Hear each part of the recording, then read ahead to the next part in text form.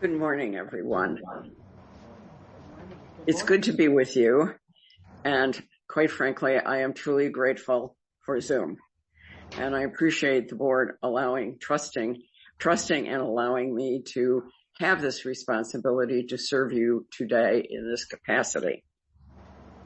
Well, November was quite a month, wasn't it? It was interesting. I never expected to be speaking all 4 Sundays in November. And yet that brought me an opportunity to talk about something that is really significant. It's significant, not just for me, but for each and every one of us.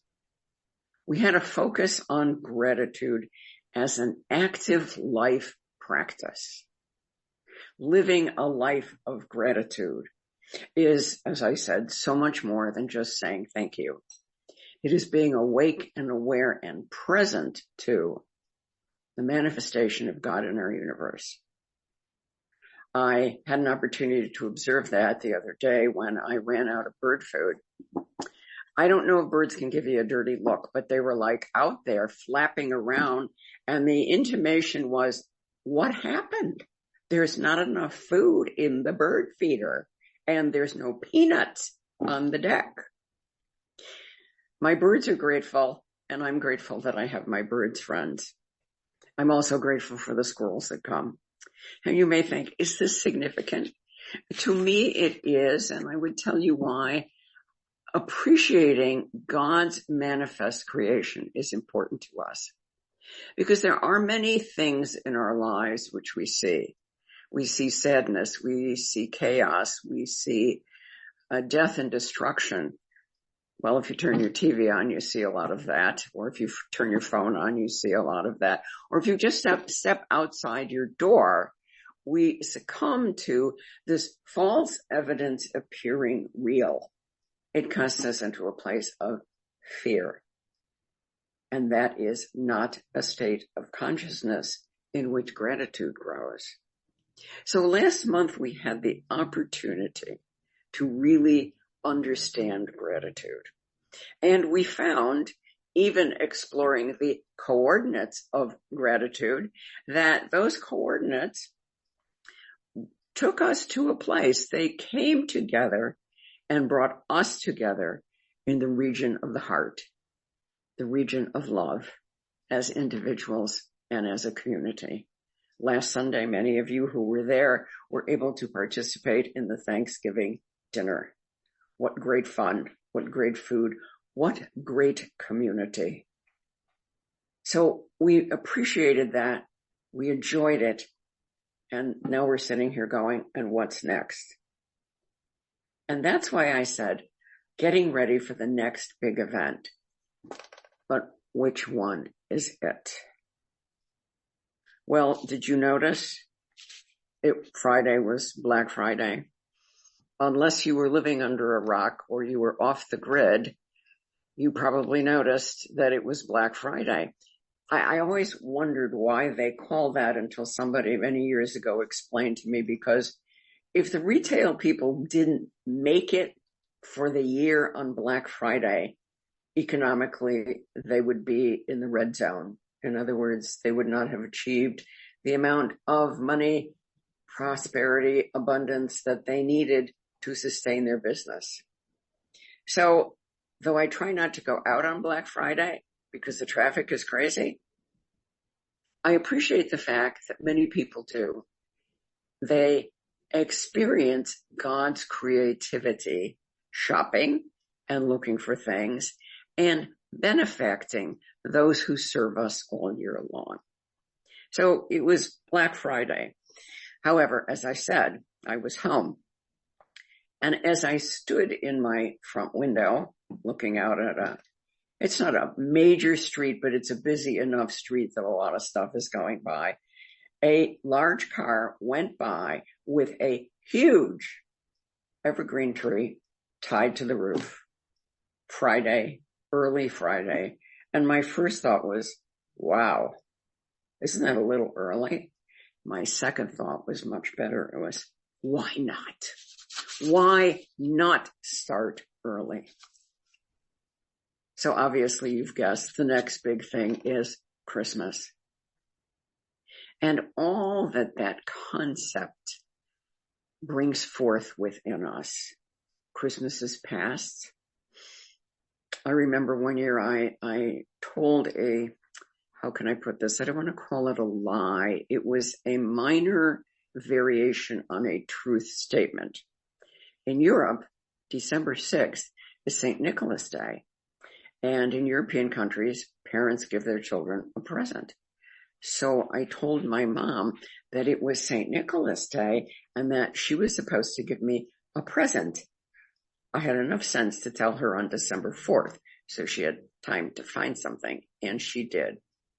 Yes, it's about the presents. It's about other things. It's about food. Many of us come from ethnicities where food was very significant. Some of us grew up in spiritual organizations where Christmas Eve was a fast day. In other words, you did not eat meat. I can't tell you how many Christmases we had baked fish. It was wonderful. It was wonderful. But now I do enjoy sitting down and eating a piece of meat on Christmas Eve. And then, of course, there were presents. Presents. Isn't that an interesting word? Present.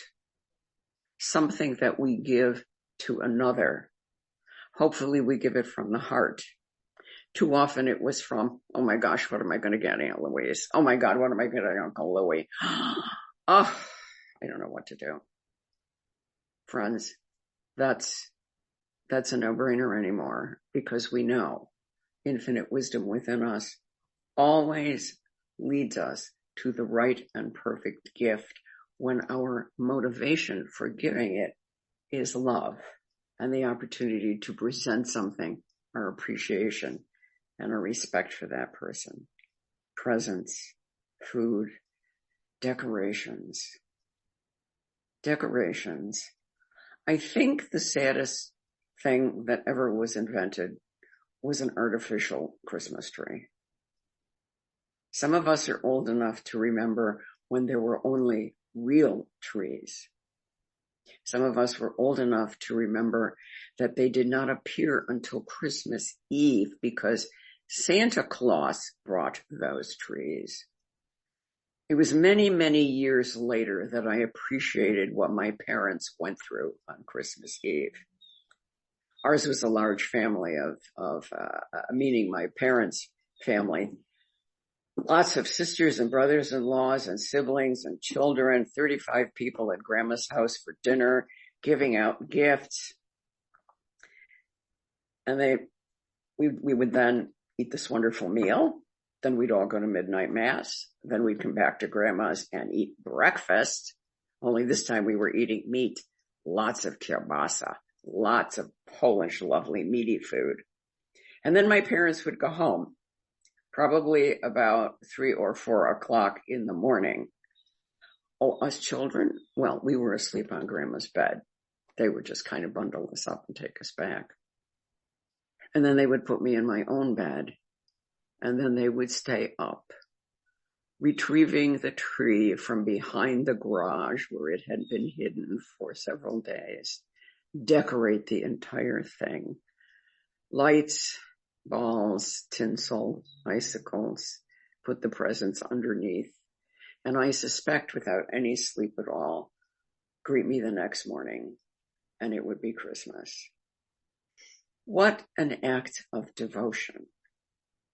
What an act of devotion.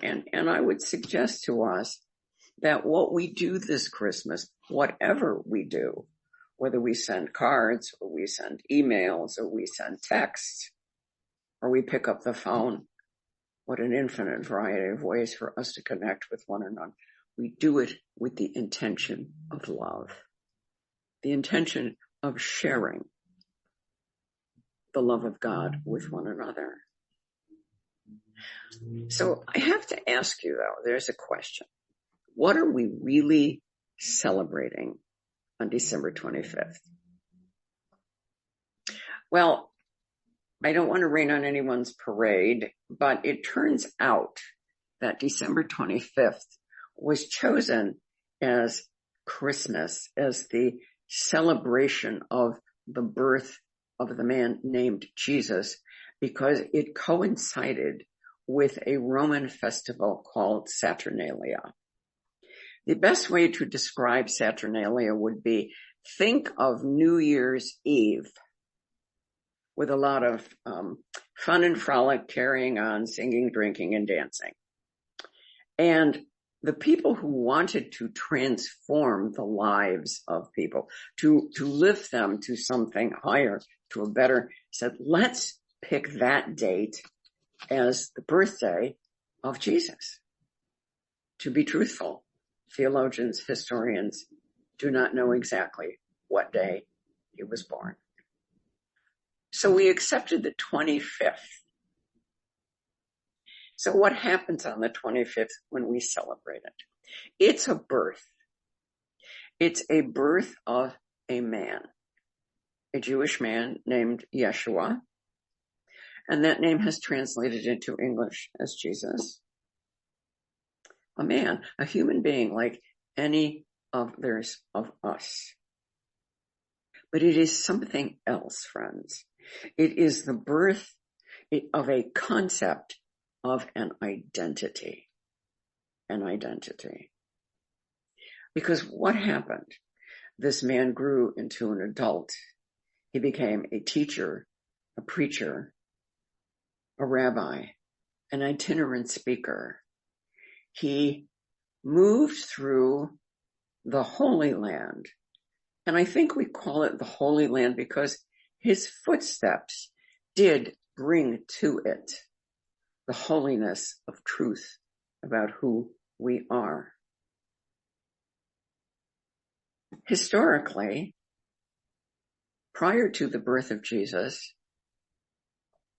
and his explanation of how we relate to God, there were many gods. Every local tribe, every group, it was like if you had, continental 48 states, all 48 states could have had a different god who lived in a different place, had different regulations and rules that you needed to follow, different ways of worshiping, etc.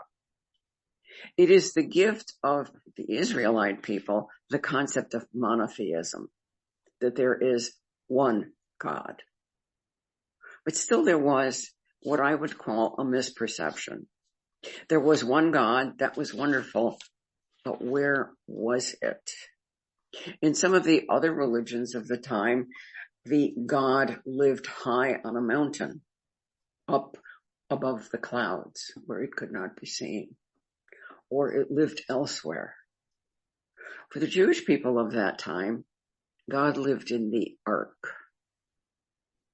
God lived in the ark, which was a beautiful big box. Think of a packing crate, the kind that you see on trucks, or if you've ever moved, you've had that truck come to your driveway and bring you the packing crate. But this was bejeweled and decorated. And when the Israelite people moved from one place to another in wandering around in the desert for a period of time, 40 years, which is a period of time for transformation within our consciousness. Not necessarily 40 years, but a period of time. It takes as long as it takes would be a more modern expression of that. It was covered in jewels. It had gold on it. And only some members of one of the tribes, the 12 tribes, were allowed to carry it on their shoulders. That's where God lived. And then Jesus came. And he said, he who has seen me, and I amended my notes this morning. I said, he and she who has seen me, we who have seen me, they who have seen me, has seen the Father. What an amazing concept. We were looking at a flesh and blood man. The people of that time were looking at a flesh and blood man. And he was saying the infinite presence, the one power and the one presence in the universe that governs the unfolding of nature that governs the unfolding of our individual lives is within me. For that, how can that possibly be? But if we look into scripture in the book of Genesis, and it says, Genesis 1:26, and God created humankind in God's image and likeness. Image. But we don't have an image of God. We have pictures of Jesus, but God the Father. We know that the concept of those times was that God was spirit. And we know, truthfully today, that God is spirit. Therefore, we are created in God's image as spirit. That is the enlivening force within us, what we call the life force. It distinguishes us from being alive, my being able to sit here and talk to you, shake my hand around for you to sneeze or whatever you're doing, and a deceased human body, which we treat with reverence. It's the difference between being alive and dead, friends. And what Jesus was saying to us, if you've seen me, you have seen that life force. You have seen that energy. You have seen that divinity. And we also know that whatever Jesus said about himself, he was saying about us as well. How do we know that? Because he implied that when he said, all this and more will you do in my name, meaning in my nature, in the nature of our awareness that the spirit, the energizing spirit of God is within us. When Charles Fillmore and the other teachers of New Thought speak of the 12 powers, the capacities, the potentialities, you can't have a handful of willingness. You can't have a handful of love. I mean, you can have something that looks like love. It could be a dish of ice cream on a hot day. But that's not it. They are potentialities rather than things like a clock or something like a glass of water. So this creative energy is within us. And what did Jesus say to us? All this and more will you do. And of course, people marveled at what he did. He made blind people see. He made lame people walk. There was a terrible disease called leprosy that turned people's skin white and destroyed joints until they were like living corpses. He made them whole and clean again. He made the deaf hear. That is an amazing level of energy and potential. And Jesus understood it and utilized it. What else did he say to us? He said, I have come that you may have life and have it more abundantly. So when you fall sick, when there appears to be a disorder in your physical body, which is the embodiment that is required for our life experience on this planet Earth at this time, you may be restored to wholeness.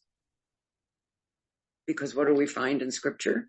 Be ye transformed by the working of your mind. Think about it and change it. I remember walking to a Unity church for the very first time. Everything else that said was interesting, but the one that grabbed me was, you are a beloved child of God and you don't have to live like this. And there was an imaginary parenthesis around the word this, which means if there is a circumstance in our life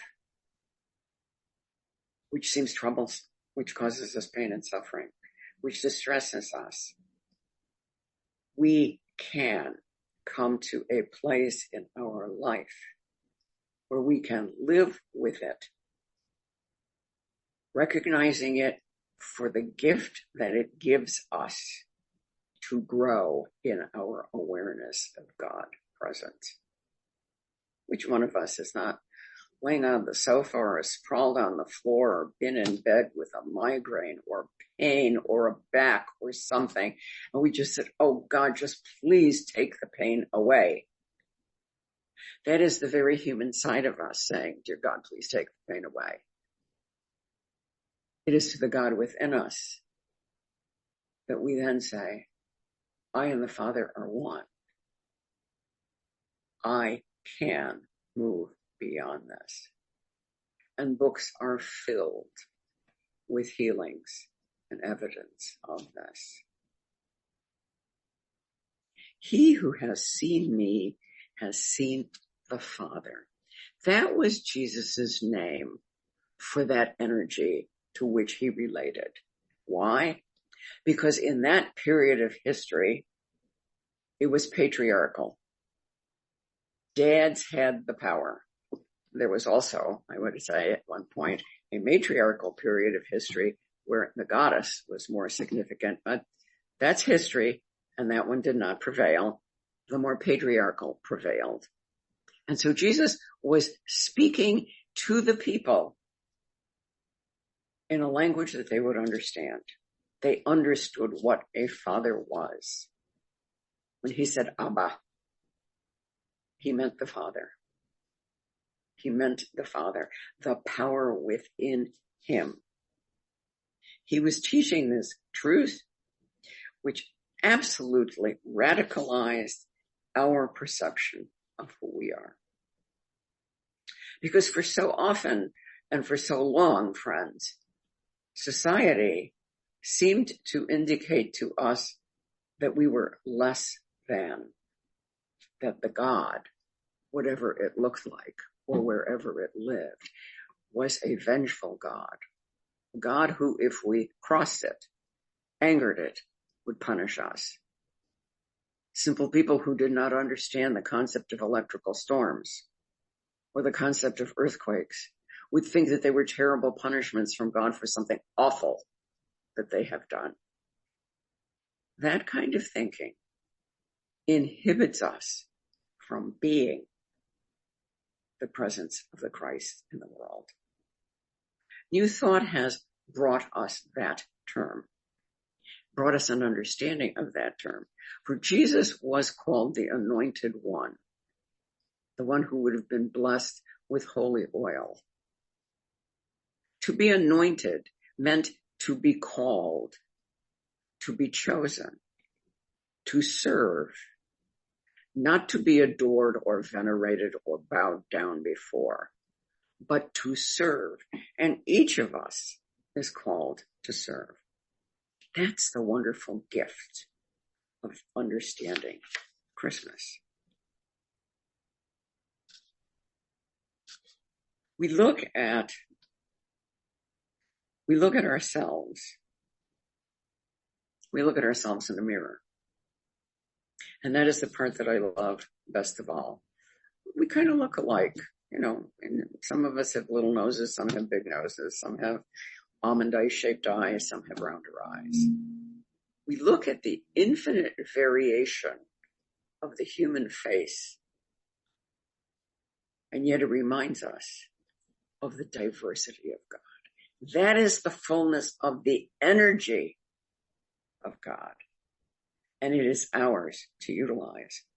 That's why Mr. Fillmore and the other teachers of New Thought stressed the powers, the 12 powers within us. I would say at this moment for Christmas, the one that we need, the one that we might wish to exercise the most would be faith. And the second one would be love. For when we have the faith that God is, we are, and I am, then we are empowered to be that expression of love. We are empowered to be that expression of love.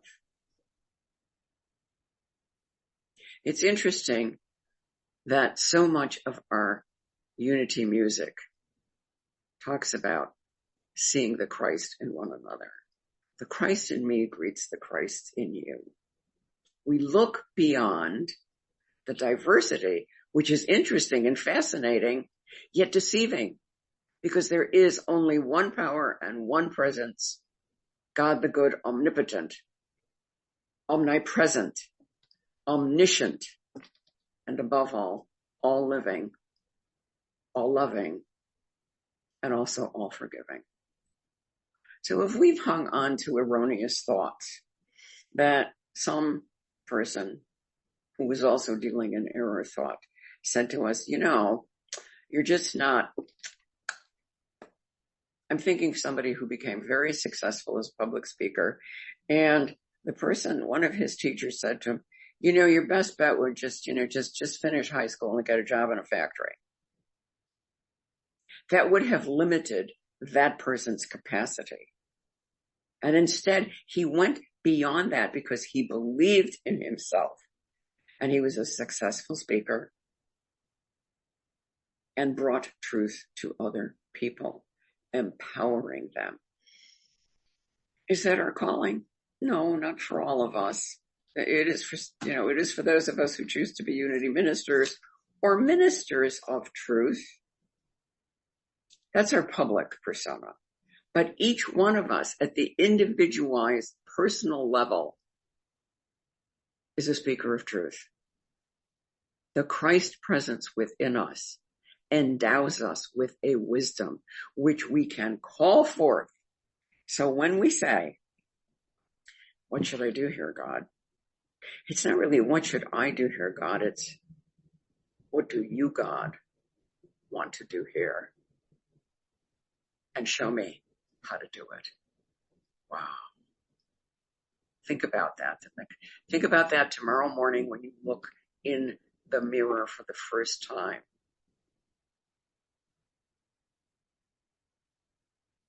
It's why I always say every morning, and I know you think I'm silly, but I'm not, and I invite you to try it, folks. How about trying it as your Christmas present? Get up and look in the bathroom and go, good morning, God. What are we going to do today? I'm telling you, it will transform your life.